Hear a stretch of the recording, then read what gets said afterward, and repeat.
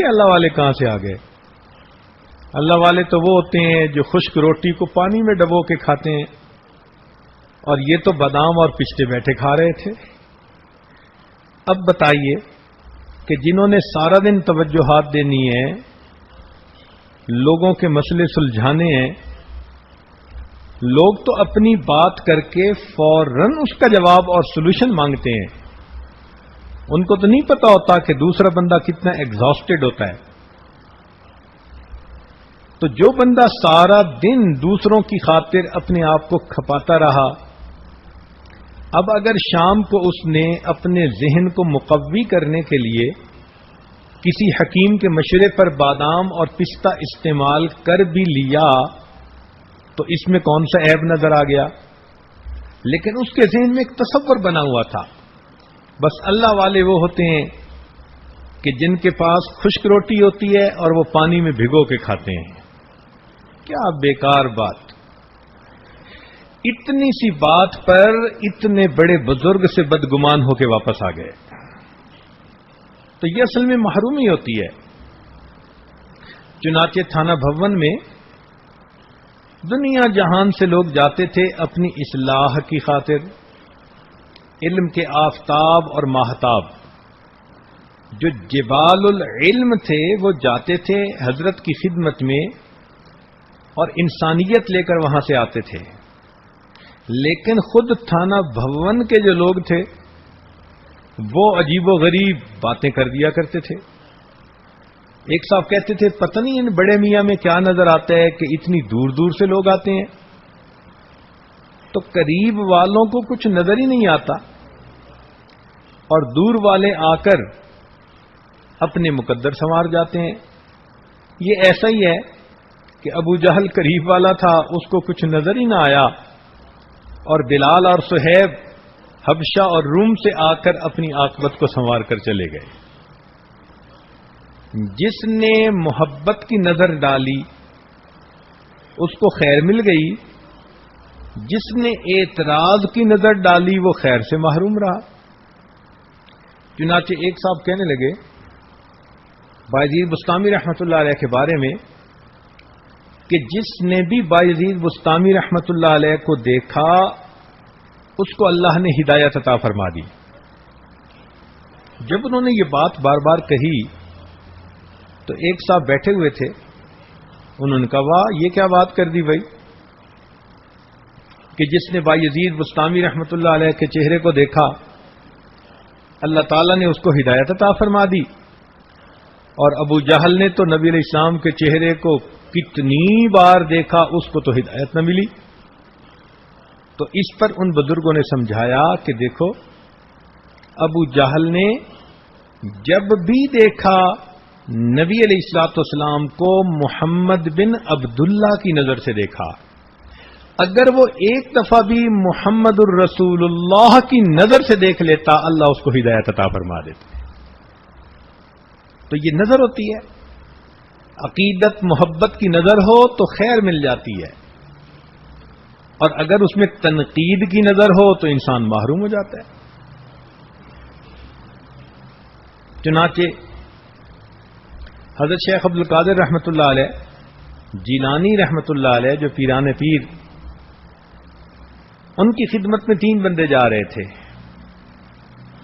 راستے میں ایک دوسرے سے تعارف ہوا, پوچھا بھائی کہاں جا رہے ہیں؟ ایک نے کہا یار سنیں کہ یہاں کوئی بڑے شیخ رہتے ہیں, میرا ایک مسئلہ ہے, میں اس مسئلے میں دعا کروانے جا رہا ہوں. دوسرے سے پوچھا,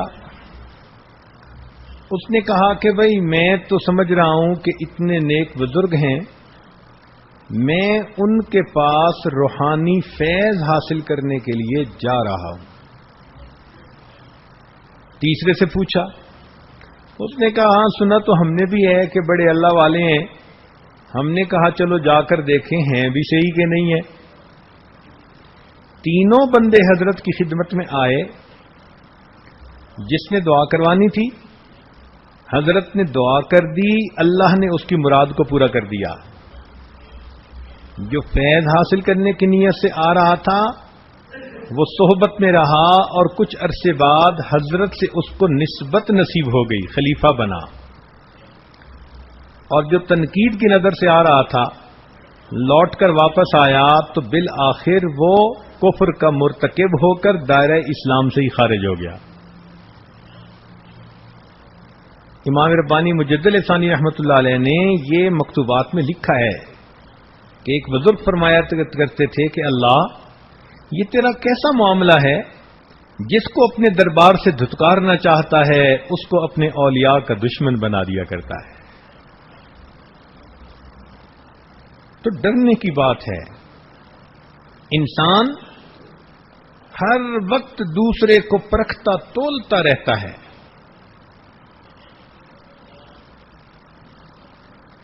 میری ہر نظر تیری منتظر، تیری ہر نظر میرا امتحان۔ چنانچہ ایک صاحب حضرت حاجی امداد اللہ مہاجر مکی رحمۃ اللہ علیہ کے پاس آئے اور کہنے لگے کہ حضرت مجھے بڑا تعجب ہوتا ہے کہ حضرت مولانا قاسم نانوتوی رحمۃ اللہ علیہ، حضرت مولانا رشید احمد گنگوہی رحمۃ اللہ علیہ جیسے علمی حضرات، علم کے جبال اور پہاڑ، یہ بھی آپ سے بیعت ہو گئے ہیں۔ تو حضرت کی خدمت طبیعت میں بہت تواضع تھی، حضرت نے بھی بڑے حیران ہو کر آگے سے کہا کہ ہاں بھائی، مجھے بھی بڑا تعجب ہوتا ہے کہ ایسے لوگ آ کر مجھ سے بیعت ہو گئے۔ اللہ اکبر! دیکھو اللہ والوں نے کیسے بات کو سمیٹ ہی دیا، نہ اس پر اعتراض کہ تم کون ہوتے ہو یہ کہنے والے، نہ یہ کہا کہ تم ہمیں کیا پہچانتے ہو بھائی۔ اس نے کہا جی مجھے بڑا تعجب ہے۔ آگے سے فرمان لگے ہاں بھائی مجھے تو آپ سے بھی زیادہ تعجب ہے کہ یہ اتنی علمی شخصیات مجھ سے کیسے بیعت ہو گئی۔ اور جو حضرت حاجی صاحب کا مقام جانتے تھے، حضرت مولانا قاسم نانوتوی رحمۃ اللہ علیہ، وہ حضرت کا اس قدر ادب کیا کرتے تھے کہ انسان حیران ہو جاتا ہے۔ اے خدا جو ایم توفیق ادب کہ بے ادب محروم مان فضل رب۔ اس لیے شیطان بدگمانی کے ذریعے انسان کے دل میں دوسرے کے بارے میں غلط تاثر پیدا کر دیتا ہے۔ حقیقت حال یہ ہے کہ نبی علیہ السلام نے ارشاد فرمایا المؤمن مرآۃ المؤمن، مومن مومن کا آئینہ۔ اب آئینے میں انسان دیکھے تو اپنی شکل نظر آتی ہے، جیسی شکل ہوگی ویسی نظر آئے گی۔ تو انسان اللہ والوں کو دیکھتا ہے تو اگر ان کو دیکھ کر دل میں محبت پیدا ہو رہی ہے، سنت نظر آ رہی ہے، اللہ رب العزت کا عشق ان کی زندگی میں نظر آتا ہے، تو انسان سمجھ لے کہ ہاں بھائی میرے اپنے دل میں بھی یہ نعمت موجود۔ اور اگر ان کو دیکھ کر طبیعت کے اندر بدگمانی پیدا ہو رہی ہے تو سمجھ لے کہ یہ تو ایک آئینہ تھے، انہوں نے مجھے میرا چہرہ دکھا دیا۔ بعض لوگ اللہ والوں کو ناپنا تولنا شروع کر دیتے ہیں۔ یہ ایسا ہی ہے کہ جیسے کوئی سنار ہمالیہ پہاڑ کو اپنے ترازو سے تولنے بیٹھ جائے۔ بھئی ترازو تو تمہارا تولے مشکل سے ویٹ کر سکتا ہے، اور اس کے اوپر تم ہمالیہ پہاڑ کو تولنے بیٹھے تو کیا بنے گا؟ تو بجائے اس کے کہ انسان دوسروں کی ناپ تول کرے اور ان پر اعتراض کرے، انسان بدگمانی سے اللہ رب العزت کی پناہ مانگے۔ حضرت ثانوی رحمۃ اللہ علیہ نے لکھا ہے، ایک عورت اپنے بچے کی نیپی تبدیل کروا رہی تھی تو اس کی کہیں انگلی کے اوپر تھوڑی سی نجاست لگ گئی۔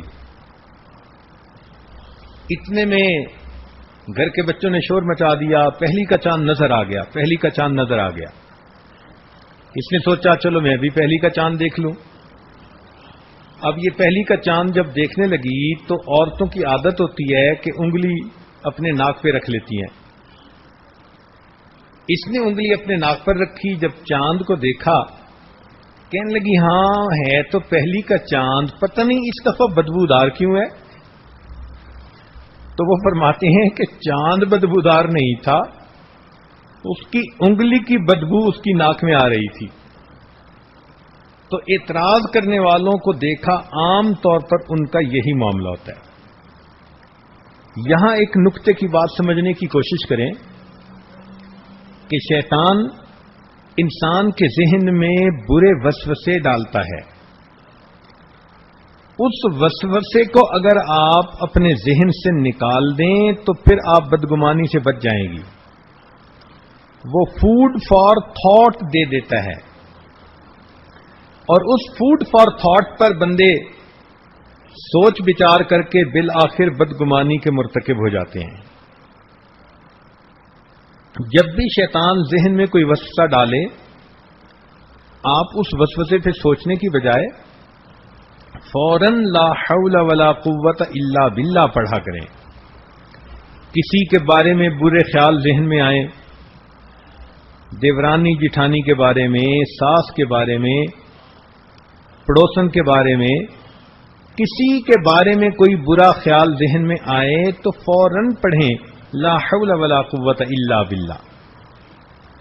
اس خیال کو نہ سوچیں، نہ اس کی تصدیق کرنے کی کوشش کریں، اس لیے کہ شیطان بدگمانی کا مرتکب کروا کر آپ کو خیر سے محروم کر دے گا. ابن عربی رحمۃ اللہ علیہ فرماتے ہیں کہ میری ایک مرتبہ شیطان سے ملاقات ہوئی تو مجھے کہنے لگا کہ ابن عربی بڑے عالم ہو. میں نے کہا ہاں. کہنے لگا میرے ساتھ آج مناظرہ کر لو. تو میں نے کہا میں ہرگز نہیں کروں گا. کہنے لگا کیوں؟ اس نے کہا کہ اللہ تعالیٰ نے مجھے تیرے لیے ایک ڈنڈا دیا ہے جس کا نام ہے لا حول ولا قوت الا باللہ.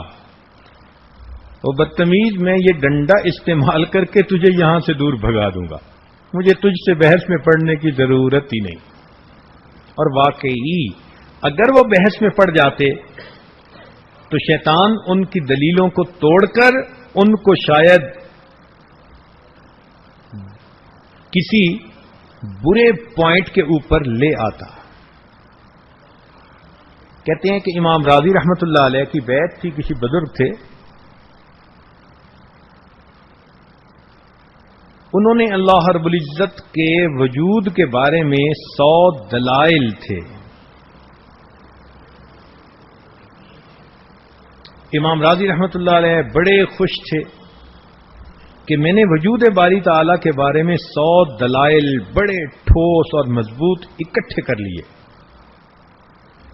ایک مرتبہ شیطان سے ملاقات ہو گئی. شیطان نے کہا کہ راضی اللہ تعالیٰ موجود نہیں ہے. انہوں نے کہا ہے کہ دلیل دو. انہوں نے پہلی دلیل دی، شیطان نے توڑ دی. دوسری دلیل دی، شیطان نے پھر توڑ دی. یہ سلسلہ چلتا رہا حتیٰ کہ جب ان کی 100 دلیلیں ٹوٹ گئیں تو امام راضی رحمت اللہ علیہ اس وقت بہت پریشان ہوئے، مگر ان کا تعلق اپنے شیخ کے ساتھ تھا، رابطہ سلامت تھا. کہتے ہیں کہ اس وقت ان کی آنکھوں کے سامنے شیخ کی شکل نظر آئی اور شیخ بڑے جلال میں تھے اور وہ کہہ رہے تھے کہ راضی تم اس مردود کو کیا دلیلیں دینے میں لگے ہو؟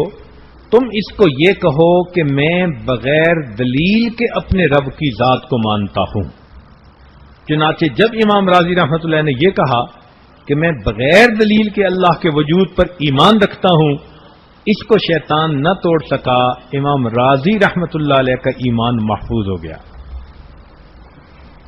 تو شیطان تو ایسا بدبخت ہے کہ بس وہ وسوسہ ذہن میں ڈالیں تو وسوسے کو مت سوچیں، اس خیال کو مت آگے بڑھائیں، بلکہ ہمارے پاس 2 ہتھیار ہیں.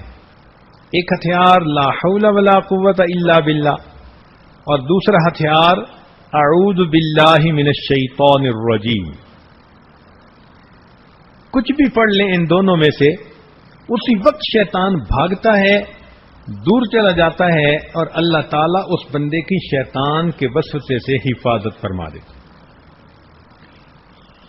چند صحابہ نبی علیہ السلام کی خدمت میں آئے، اے اللہ کے پیارے حبیب صلی اللہ علیہ وسلم، بسا اوقات ہمارے دل میں ایسے خیال آ جاتے ہیں کہ جی چاہتا ہے کہ ہم پھانسی پہ لٹک جاتے، آگ میں پڑ جاتے.